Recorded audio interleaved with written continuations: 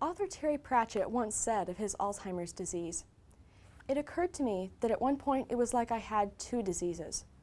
One was Alzheimer's, and the other was knowing that I had Alzheimer's." Knowing that you have such a difficult and uncertain road ahead of you can be extremely unsettling, and a shocking number of people experience this firsthand. It is estimated that 1 in 3 seniors dies with Alzheimer's or a related dementia. Most of us know someone who suffers from this disease, perhaps even a family member. My grandfather passed away from Alzheimer's just a few months ago, and I have done quite a bit of research on this disease. After hearing interesting information about Alzheimer's from sources such as the Mayo Clinic and the Alzheimer's Association, I'm sure that you will agree that this is an important subject for us to become familiar with. In the next few minutes, I will describe some of the factors that are involved in the progression of Alzheimer's, as well as the symptoms and the methods of treatment.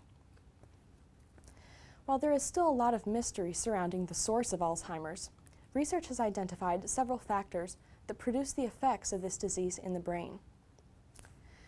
First, plaque forms in between brain cells, or neurons. Marcus McGill, a science writer for Medical News Today, explains that this plaque consists of clumps of a protein called beta amyloid. These protein clumps block the signals between neurons, interrupting the processing of crucial information. Second, neurofibrillary tangles occur inside neurons. Tangles form when an essential protein called tau accumulates and twists itself into clumps like tangled thread. These tangles block the neuron's transport system, eventually killing the cells. Third, insulin resistance prevents the neurons from absorbing glucose, their normal fuel. Insulin is a hormone that prompts cells to take in glucose.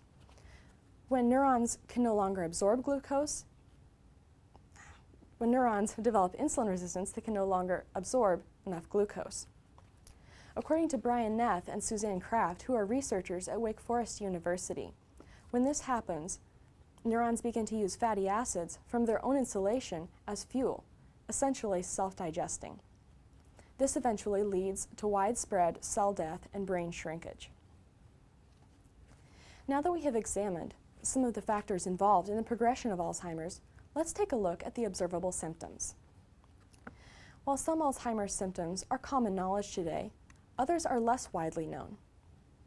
Many people know that Alzheimer's results in a loss of memory, personality changes, confusion, and the eventual inability to verbally communicate. Some other symptoms are fairly common but rarely discussed, such as hallucinations and the inability to swallow. Shortly after my grandfather's Alzheimer's symptoms began to appear, he started having auditory hallucinations. At first, my family did not realize that these were a result of his disease because we had never heard of a link between them. It wasn't until the last couple of years of his life, as we became more involved in support systems, that we discovered that many other Alzheimer's patients experienced this symptom as well. Another symptom that you might not immediately think of in relation to Alzheimer's is difficulty swallowing. According to the Mayo Clinic, this is actually a common cause of death in Alzheimer's patients. When the brain loses its ability to regulate the swallowing action, food and fluids can get into the lungs and cause pneumonia.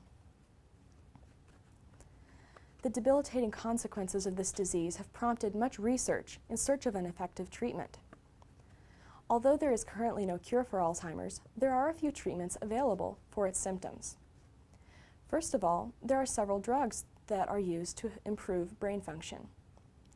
According to the Alzheimer's Association, some of these, called cholinesterase inhibitors, work by slowing the breakdown of chemicals in the brain that are lost as a result of Alzheimer's.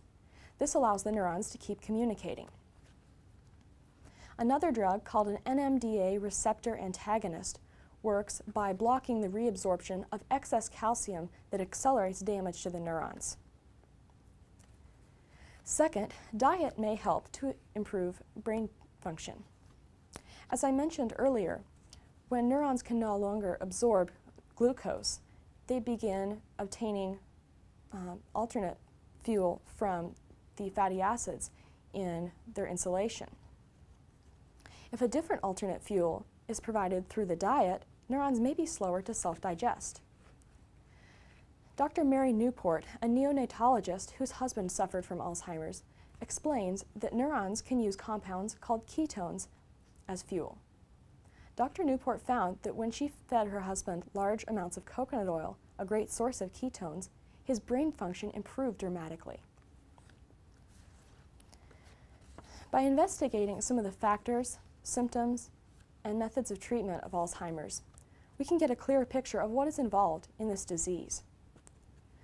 Understanding what happens in the brain can give us an increased comprehension of where the symptoms originate from, and even how the treatments work. With so many people around us suffering from the effects of Alzheimer's, we will surely find a greater awareness of this disease to be invaluable.